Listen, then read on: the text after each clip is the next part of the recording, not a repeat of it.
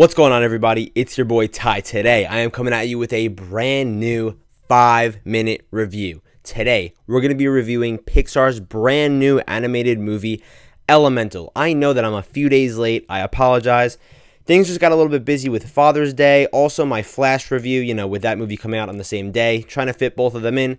This one was, not my top priority over The Flash. You might be asking, what is a 5-minute review? It's a series we do on this channel where whatever movie we're discussing, I'm only giving myself 5 minutes to review it, give my thoughts, my opinions, what I hate, what I loved about it.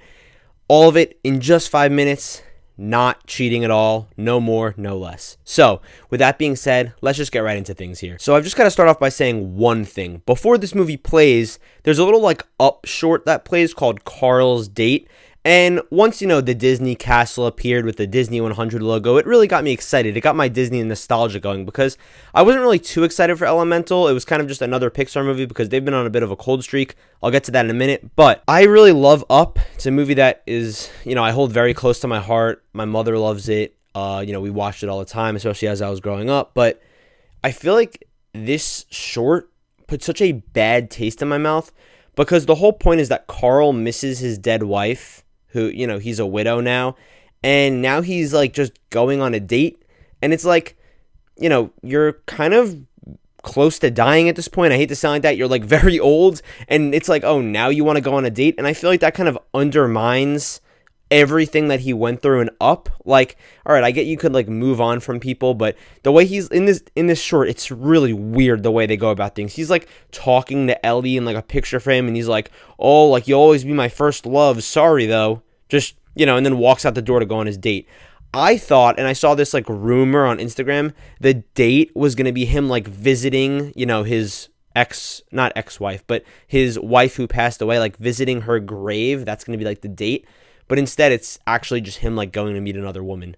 I don't know. It's a little bit weird, and it just didn't sit right with me. So then going right into the movie kind of put me, I don't want to say in a bad mood, but just in, an awkward mood. I was okay, that was something. All right. I'm done rambling. Let's just get right into the review. Timer's going to start right now. All right, so unless you've been living under a rock the past couple of years, you would have known that Pixar has been on a cold streak. It's just a known thing. It's pretty unfortunate because they're a very prestigious, animation company, but as of recently, they've just been doing nothing but missing. I mean, yeah, they put out Soul, which I know a lot of people said was good, but I personally wasn't attached to it. Luca came out. I actually liked Luca as an Italian myself, and it's an Italian movie.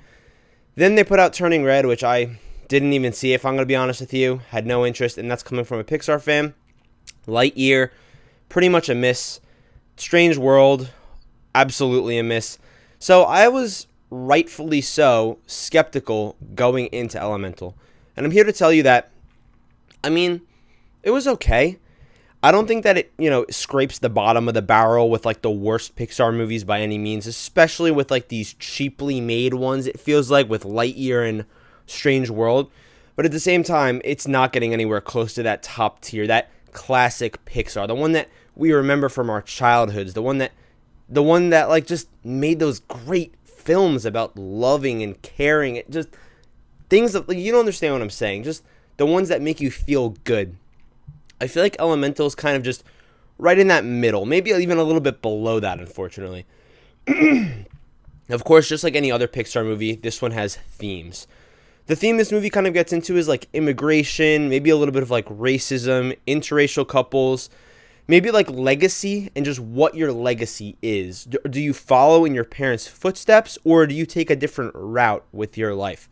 I think that's a pretty interesting thing to go into, but the problem is, if we look at these topics, it kind of feels very similar to Zootopia.